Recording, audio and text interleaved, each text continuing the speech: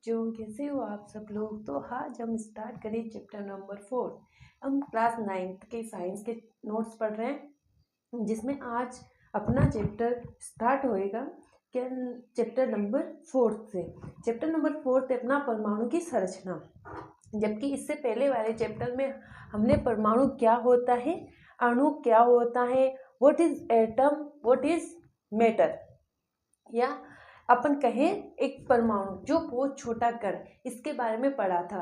तो हमने परमाणुओं को क्या बताया था, जब हमने चैप्टर नंबर 3 पढ़ा था तो उसमें बताया था कि परमाणु वह कण है जो अविभाजित है, इसको और अधिक विभाजित नहीं किया जा सकता, परमाणु कहते हैं। और परमाणु कभी भी स्वतंत्र अवस्था में नहीं पाया जाता, परमाणु कभी भी स्वतंत्र अवस्था में नहीं पाया जाता। इसके विपरीत हमने अणु पढ़ा था। अणु क्या होता है, एक विभाजित परमाणु से विभाजित कण अणु होता है, या परमाणु से मिलकर जो पदार्थ बनता है उसे अपन अणु कहते हैं। ये प्रकृति में स्वतंत्र अवस्था में पाया जाता है, बट किसी भी रासायनिक अभिक्रिया में भाग नहीं लेता। ये पढ़ा था। अब परमाणु की संरचना हमें पढ़ना है। पहले चैप्टर में पढ़ लिया था हमने, 3rd चैप्टर में पढ़ा था कि परमाणु क्या होता है। अब अपन 4th चैप्टर में पढ़ रहे हैं कि परमाणु की संरचना कैसी है। ठीक है।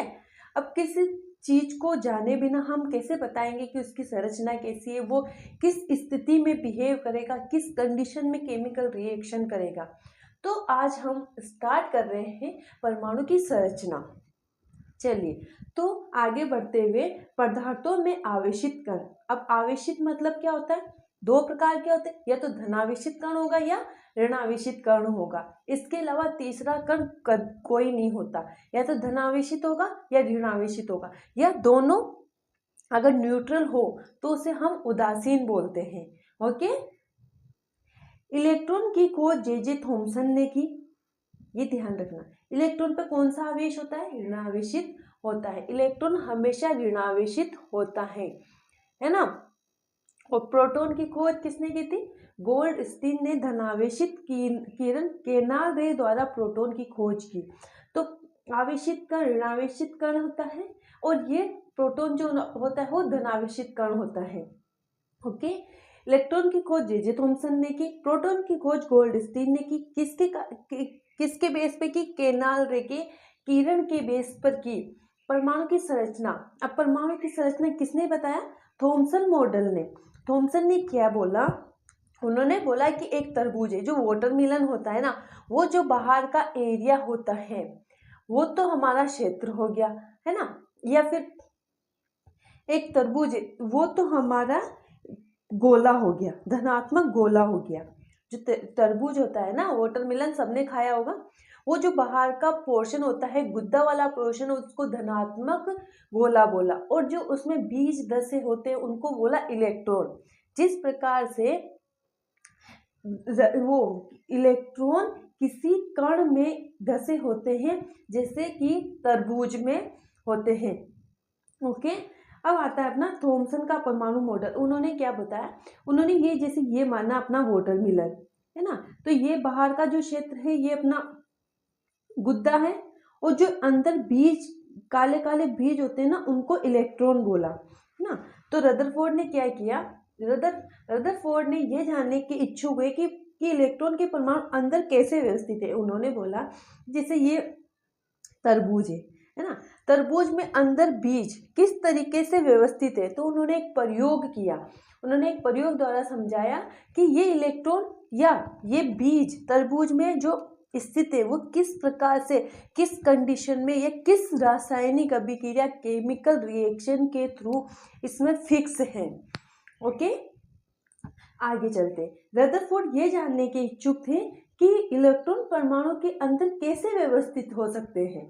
मतलब जो इलेक्ट्रॉन है वो तो भाई इलेक्ट्रॉन ऋणात्मक है, जबकि जो गोला है वो धनात्मक गोला है। तो इनके बीच, इलेक्ट्रॉन धनात्मक के बीच ऋणात्मक कैसे व्यवस्थित हो सकते हैं, उन्होंने ये जानने की कोशिश की। इन्होंने सर्वप्रथम एक सोने की यह पन्नी कितनी परमाणु से मिलकर बनी होती थी, 1000 परमाणुओं के बराबर मोटी थी। इन्होंने इस सोने की पन्नी पर अल्फा कण, जो कि द्विआवेशित हीलियम कण होते, द्विआवेशित का मतलब होता है दो आवेश वाले, जैसे धनात्मक और ऋणात्मक आवेश वाले कण को हम बोलते हैं द्विआवेशित कण, को डाला। उन्होंने पाया कि कुछ अल्फा कण परमाणु में विद्यमान अब परमाणु कणों के द्वारा विक्षेपित हो गए, है ना। तो उन्होंने क्या किया, एक सोने की पन्नी ली, है ना। उन्होंने क्या किया, ये सोने की पन्नी ली, उन्होंने सोने की पन्नी ली तो उनमें कुछ अल्फा कण डाले, है ना। ये सोने के परमाणु है, जो बीच बीच में दिखाई दे रही है हमारे सोने के परमाणु है, इस पर उन्होंने अल्फा कण डाले। तो कुछ अल्फा कण तो इस सोने की पन्नी से टकरा के वापस विक्षेपित हो गए, और कुछ है वो इसी को पार करके निकल गए, है ना।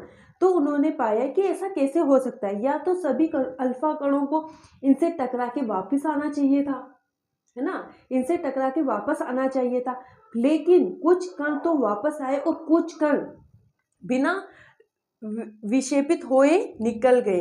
तो उन्होंने क्या पाया, उन्होंने पाया कि उनका देखते परिणाम का अधिकांश भाग रिक्त होता है, परमाणु का अधिकांश भाग रिक्त। उन्होंने पाया कि जो कण इजीली निकल गए वो परमाणु के रिक्त स्थान में निकले हैं, है ना। उनका कहना है कि जो कण अल्फा कण विक्षेपित हुए वो तो इलेक्ट्रॉन से टकराकर वापस आ गए, लेकिन जो सीधे निकले हैं वो परमाणु के बीच में जो रिक्त स्थान था उनके बीच में से निकल के गए हैं।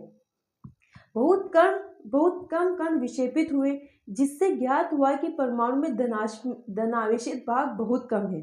आया समझ में, क्योंकि वो जो कण विक्षेपित नहीं हुए इसका मतलब वो सीधे निकल गए, और सीधे निकल गए तो वो भाग रिक्त था, रिक्त का मतलब खाली था, वो भाग खाली था, इसीलिए अल्फा कण सीधे निकल गए, और जहां भाग खाली नहीं था वहां पे विक्षेपित हुए। 180 डिग्री से विक्षेपित हुए अल्फा कण यह संकेत देता है कि सोने के परमाणु का पूर्ण धनावेशित भाग और द्रव्यमान परमाणु के भीतर बहुत कम आयतन में सीमित है। आयतन मतलब क्षेत्र में, धनावेशित भाग जो बहुत कम क्षेत्र में सीमित है। उन्होंने क्या निष्कर्ष निकाला, परमाणु का केंद्र धनावेशित होता है, जिसे नाभिक कहा जाता है, ठीक है।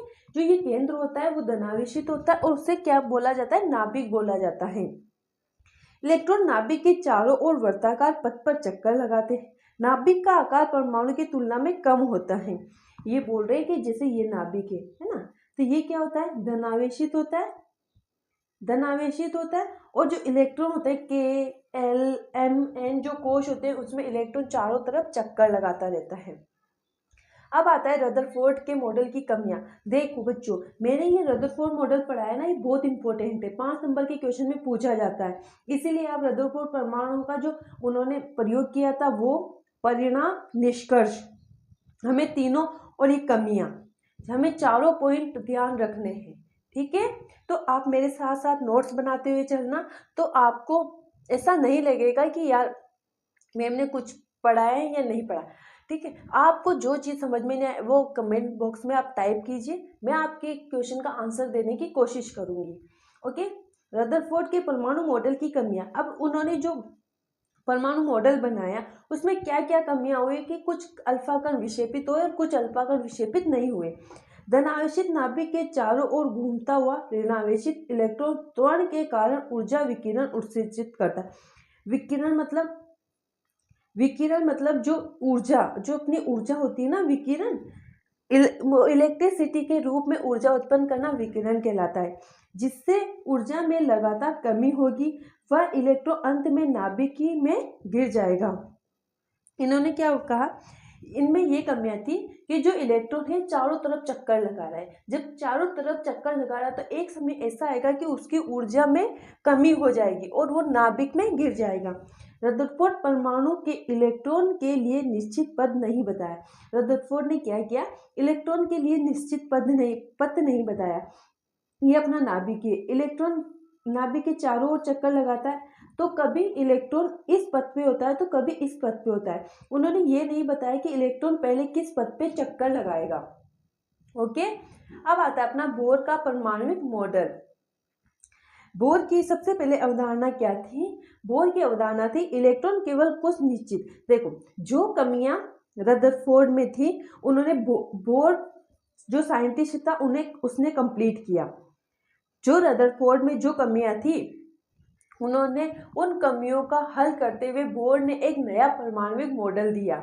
इन्होंने बताया इन्होंने केवल कुछ निश्चित कक्षाओं में ही इलेक्ट्रॉन चक्कर लगाते हैं, है ना, इलेक्ट्रॉन केवल कुछ, जबकि रदरफोर्ड ने इलेक्ट्रॉन के चक्कर लगाने के लिए कोई पथ नहीं बताया था कि इलेक्ट्रॉन किस पथ में चक्कर लगाएंगे, जबकि सबसे पहले बोर ने यही बताया कि इलेक्ट्रॉन केवल कुछ निश्चित कक्षाओं में ही चक्कर लगाते हैं, जिन्हें इलेक्ट्रॉन की विविध कक्षा कोश कहते हैं। ये ALMNO या 1 2 3 4 5 द्वारा दर्शाई जाती हैं। जब इलेक्ट्रॉन इन कक्षा में चक्कर लगाता है, जब इलेक्ट्रॉन इन कक्षाओं में चक्कर लगाता है तो ऊर्जा का विकिरण नहीं होता, और जब ऊर्जा का विकिरण नहीं होगा तो इलेक्ट्रॉन नाभिक में आके नहीं गिरेगा। ओके, अब देखो न्यूट्रॉन की खोज किसने की थी? अब आता है इलेक्ट्रॉन पढ़ लिया, प्रोटॉन पढ़ लिया, अब आता है न्यूट्रॉन।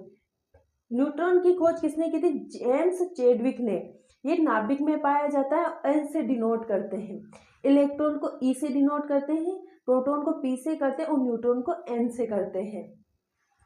विभिन्न कक्षाओं में इलेक्ट्रॉन कैसे वितरित होते हैं? अब हमने बोल दिया या बोर ने बोला कि कक्षा में इलेक्ट्रॉन कक्षा में चक्कर लगाता है, के में लगाएगा, एल में लगाएगा, लेकिन वो के कक्षा से एल कक्षा में पहुंचेगा कैसे?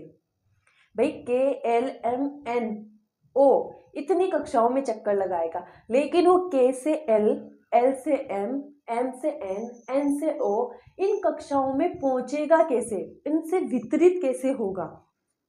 ठीक है, तो उन्होंने बताया किसी कक्षा में इलेक्ट्रॉन की संख्या जैसे 2n है ना, तो जहां n कक्षा ऊर्जा स्तर की संख्या है, कक्षा मतलब कक्षा में कितनी ऊर्जा की, के लिए 2n², के है n बराबर 1, तो 2 × 1 की घात 2, 2 × 1, तो के लिए ऊर्जा स्तर की संख्या कितनी होगी? 2 होगी, जबकि एल के लिए 2n²। ये के लिए 1 क्यों आए? क्योंकि के सबसे पहले आएगा, फिर एल, एम के लिए 3 आएगी, क्योंकि इसमें ऊर्जा स्तर की संख्या कितनी है? 3 है। ओके, सबसे बाहरी कक्ष में इलेक्ट्रॉन की अधिकतम संख्या 8 होती है। ओके, सबसे बाहरी कक्ष में मतलब सबसे बाहरी कक्ष कौन सा होता है? KLMNO, सबसे इसके बाहरी कक्ष भी O होता है, और O में सब अधिकतम O होता है सबसे बाहरी कोश। ये देखो मैंने यहाँ बता रखा ना, ये नाभिक है अपना, ये नाभिक है, ये बता रखा है ये नाभिक है, और ये जो ऊर्जा कक्ष है जो अपन ने बताया जिसमें इलेक्ट्रॉन चक्कर लगा रहता है। तो बोर का कहना ये है कि जो ये इलेक्ट्रॉन इस पथ पे चक्कर लगाए तो इस पथ पे कैसे पहुंचेगा, या फिर इस पथ पे कैसे पहुंचेगा, तो वही बता रहे। सबसे बाहरी कक्ष में इलेक्ट्रॉन की संख्या 8 होती है। किसी परमाणु के कोश में इलेक्ट्रॉन तब तक भाग नहीं लेता जब तक कि उससे पहले वाला कोश ना भर जाए। अब देखो एक कोश में अधिकतम 2 इलेक्ट्रॉन रह सकते हैं। मैं बोलूं ये नाभिक है ना, ये नाभिक है, इसके चारों ओर के, एल, एम और एन, और एक कोश में कितने इलेक्ट्रॉन रह सकते हैं? 2 इलेक्ट्रॉन।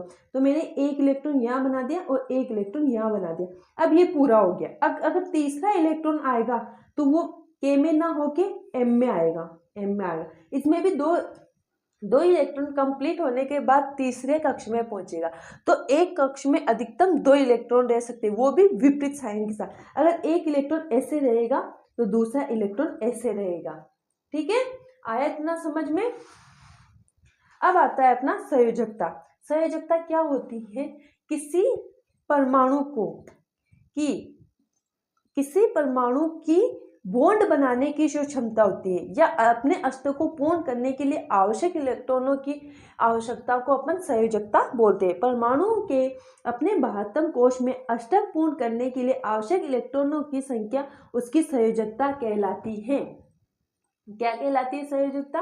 परमाणु के बाह्यतम कोश में, बाह्यतम जो सबसे बाहर वाला कोश है उसमें 8 इलेक्ट्रॉन होते हैं। उन 8 इलेक्ट्रॉनों को कंप्लीट करने के लिए आवश्यक इलेक्ट्रॉनों की संख्या संयोजकता कहलाती है। ओके, देन आते द्रव्यमान संख्या। किसी भी परमाणु का द्रव्यमान उसमें उपस्थित प्रोटॉन न्यूट्रॉनों की संख्या का योग होता है। द्रव्यमान संख्या किसे कहते हैं? देखो, द्रव्यमान संख्या होती है अपने किसी प्रोटॉन व न्यूट्रॉनों की संख्या का योग द्रव्यमान संख्या कहते हैं। कार्बन का द्रव्यमान, कार्बन 12 है, 6 प्रोटॉन है और 6 न्यूट्रॉन है, तो 12 न्यू कितना हो गया? द्रव्यमान हो गया। एल्यूमिनियम का द्रव्यमान 27 न्यू, 13 न्यू प्रोटॉन है और 14 न्यू न्यूट्रॉन है। परमाणु के परमाणु द्रव्यमान संख्या प्रतीक को निम्न द्वारा दर्शाएंगे। तत्व क्या है? नाइट्रोजन है। अब ऊपर की जो लिखी होती है ये 14, ये अपनी द्रव्यमान संख्या और नीचे जो होता है वो परमाणु संख्या है, तो ऐसे लिखेंगे। ये ऊपर की होगी द्रव्यमान, तो हाइड्रोजन का द्रव्यमान कितना है? 2 है। नाइट्रोजन का द्रव्यमान कितना है? 14 है। और कार्बन का द्रव्यमान कितना है? 12 है। ओके, तो आज हम इतना ही पढ़ेंगे। इससे आगे वाला पोर्शन हम पार्ट 3 में करेंगे। तो इस यहाँ तक आप पढ़ना, नोट्स बनाना। अगर आपको कोई चीज़ समझ में ना आए तो आप कमेंट बॉक्स में टाइप कर सकते हो, मैं आपका क्वेश्चन का आंसर जरूर दूंगी। Okay, thank you.